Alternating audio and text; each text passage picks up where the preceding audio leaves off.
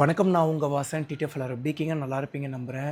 இப்போ நான் என்ன நிலைமையில் இருக்கேன்னாங்க, எல்லாமே ரொம்ப கலந்துருக்கேன். ரொம்ப சந்தோஷமாக, ரொம்ப கஷ்டத்தில், ரொம்ப வருத்தத்தில் இருக்கேங்க. கஷ்டமான விஷயம் என்னென்னு வந்து பார்த்தீங்கன்னா, எனக்கு ரோபோ சங்கர் நான் ரொம்ப பிடிக்கும் சின்ன வயசுலேருந்து. நான் இதை பற்றி ரோபோ சங்கர் நாகிட்டே சொல்லியிருக்கேன்.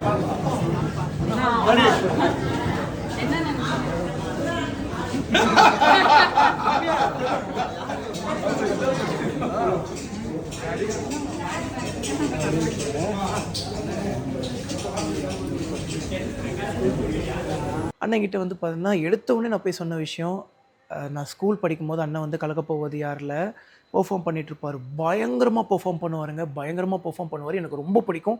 ஸ்கூல் ஸ்டூடெண்ட்ஸ் கிட்டலாம் ரொம்ப குட்டி பையன். ஸ்கூல் ஸ்டூடெண்ட்ஸ் கிட்டலாம் போய் சொல்லும்போது அவங்களுக்கு யாருக்குமே தெரியாது. ஆனால் பேர் ரொம்ப யூனிக்கான பேர். ரோபோ சங்கர் அப்படிங்கிறது.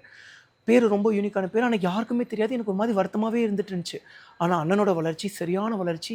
எல்லாருக்குமே எந்த அளவுக்கு இப்போது அவர் பெரிய ஒரு பேர் வாங்கியிருக்காரு. அதுக்கப்புறம் மாரி படத்துலலாம் அண்ணனை பார்க்கும்போது அவ்வளோ ஹாப்பியாக இருந்துச்சு. அதை பற்றிலாம் வந்து பண்ண அண்ணன்கிட்ட நான் பேசிகிட்டு இருந்தேன். நல்லா இருந்தாருங்க. இப்போ ஒரு 2 மாதத்துக்கு முன்னாடி அண்ணன் கூட தான் உட்காந்து நல்லா பேசிகிட்டு இருந்தோம்.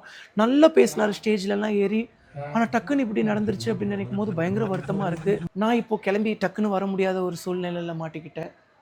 அப்புறம் வருத்தமான விஷயம் இன்னொன்று என்னென்னு வந்து பார்த்துட்டிங்கன்னா, பாலா அண்ணாக்கு இப்போ நடக்கிறது. மக்கள் எவ்வளோ தூக்கி வச்சாங்களோ, அந்த இடத்துலேருந்து அண்ணனை வந்து பார்த்தீங்கன்னா தாழ்த்த வைக்கணும் அதுக்காக தானா இல்லை வேறு என்னன்னு சொல்லி எனக்கு தெரில. ஆனால் ஒரு கிரியேட்டராக இப்போ பாலாண்ணாக்கு சப்போர்ட் பண்ணுறதுனால எனக்கு நிறைய ஹேட் வரும். அது வந்து நிறைய எனக்கு இல்லாத ப்ராப்ளமே இல்லை. ஒன்றும் உங்களுக்கு தெரியாது ஒன்றும் இல்லை. ஆனாலும் உண்மைக்கு என்றைக்குமே வந்து பார்த்தீங்கன்னா நம்ம துணை நிற்கணும். எனக்கு தெரிஞ்சு பாலாண்ணா மேலே எந்த ஒரு தப்பு இருக்கிற மாதிரி எனக்கு தெரிலைங்க. நம்பரை பிளர் பண்ணி போடுறாங்கன்னா எவ்வளோ எல்லாருமே தான் பிளர் பண்ணி போடுறோம். நானுமே வந்து பண்ண என்னோட ஓன் வெஹிக்கிளுக்கு பிளர் பண்ணி தான் போடுறேன். நான் ஏதாவது ஒரு வெஹிக்கிள் யூஸ் பண்ணேன்னா அவங்களுக்கு எந்த ஒரு பிரச்சனையும் வந்துடக்கூடாதுன்னு பிளர் பண்ணி போடுவாங்க. சில பேர் வண்டி வந்து பண்ண இன்சூரன்ஸ் வந்து பார்த்துட்டிங்கன்னா போயிடுக்கும். அதை இன்டர்நெட்டில் எடுத்து போடும்போது அது பிரச்சனை வரும். மேபி 2 நாள் கழிச்சு அவங்களே போடுறதா இருக்கும். அதனால பிரச்சனை வரும். அவரை யாராவது கூட ஏமாற்றிருக்கலாம்ல. ஏன்னா அவர் உதவி செய்கிறாரு. உதவி செய்யும்போது வந்து பார்த்தீங்கன்னா அவர்கிட்ட எவ்வளோ பணம் இருக்குன்னு நமக்கு தெரியாது. சரிங்களாங்க. எல்லாருமே வெளியிருந்து பார்க்குறதுக்கு அப்படியே பெருசாக தாங்க தெரியும். உள்ளே போனால் தாங்க தெரியும். நம்ம தனுஷ் சார் கூட சொல்லியிருப்பாங்க, நீ ₹1,00,00,000 சம்பாதிக்கிறியா? உனக்கு ₹1,00,00,000 கடன் இருக்கும். தகுதிகள் ஏற ஏற தகுதிக்கேற்ற செலவுகள் வந்துட்டே தான் இருக்கும். அத்தனை பேருக்கு ஹெல்ப் பண்ணிட்டு இருக்கும்போது புது வண்டியே வாங்கி டொனேட் பண்ண முடியாதுங்க.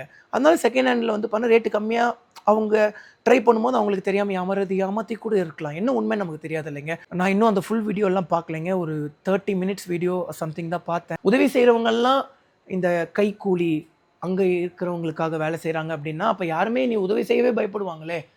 எத்தனையோ பேர் நல்லது நினைக்கிறாங்க. என்னால் முடிஞ்ச உதவி நானும் செஞ்சுட்டு தான் இருக்கேன். அப்படி பார்த்தா என்னையே வந்து இது பண்ண இவங்க இந்த மாதிரி ஒரு கைக்கூலி அப்படின்னு சொல்கிறதுக்கு எவ்வளோ நேரம் ஆகிடுங்க. எக்கச்சக்கமாக நம்ம இந்த கணக்கெல்லாம் வைக்கிறது ஆளுங்கள்லாம் கிடையாதுங்க. நீங்கள் சொல்லுங்கள், நம்ம எத்தனையோ பண்ணியிருக்கோம். அதெல்லாம் வந்து இந்த மாதிரி லிஸ்ட்டில் சேர்ப்பாங்களா? இல்லை நாளைக்கு நீங்கள் எத்தனை பேர் வீடியோ பார்த்துட்டு இருக்கீங்க? தனக்கு மிஞ்சது தான் தானமும் தர்மமும்.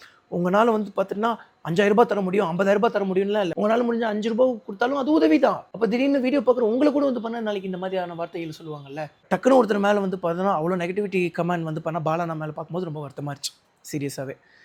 இப்போ எனக்கு கூட யாரோ காசு கொடுத்து தான் பேச வச்சாங்க அப்படின்லாம் சொல்லுவாங்க. ஏங்க, இவருக்கு ஃபாரின்லேருந்து தான் ஃபண்ட்ஸ் எல்லாம் வருது அப்படின்னா ஜஸ்ட் அவரை வந்து பார்த்துட்டிங்கன்னா ஒரு இன்கம் டேக்ஸோ இல்லை அவரோட ஸ்டேட்மெண்ட் செக் பண்ணி பார்த்தாலே தெரிய போகுதுங்க. இதை ஏங்க ரொம்ப நம்ம பார்த்துக்கிட்டு இல்லை பிளாக் மணி அப்படி இப்படின்னா அவங்க செலவு பண்ணதுக்கு கணக்கு பார்க்க வேண்டியதான். அக்கௌண்ட்லேருந்து தானுங்க எல்லாமே பண்ணியிருந்திருப்பாரு. அவரோட உண்மையான காசாக இருந்திருந்தா அதை பார்த்தாலே செக் பண்ணி முடிச்சிட வேண்டியதான்.